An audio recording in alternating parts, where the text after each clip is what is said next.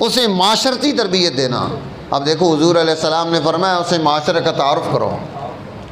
اسے نسب کا تعارف کرو، اسے خاندان کا تعارف کرو، اسے دوستوں کا تعارف کرو،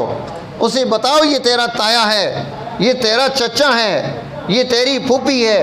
یہ تیری خالہ ہے، یہ تیرا نانا ہے، یہ تیرا دادا ہے، یہ تیرا فلاں رشتہ دار ہے۔ اسے رشتوں اور نعتوں کے بارے میں معلومات درست ہونی چاہیے کہ وہ ان کا ادب کر سکے کہ ان میں سے کس کا کیا ادب ہے، اس کا کیا مقام ہے، میں نے اس کو کیا مقام دینا ہے۔ اب جب اس کے گھر میں اگر کوئی اس کا رشتہ دار آتا ہے تو اس کا بیہیویئر کیسا ہوگا، اسے کیسے ڈیل کرے گا، اسے کس جگہ بٹھائے گا،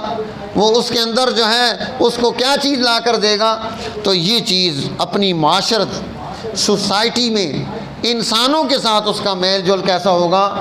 مسجد کا ماحول اس معاشرتی ماحول کا حصہ ہے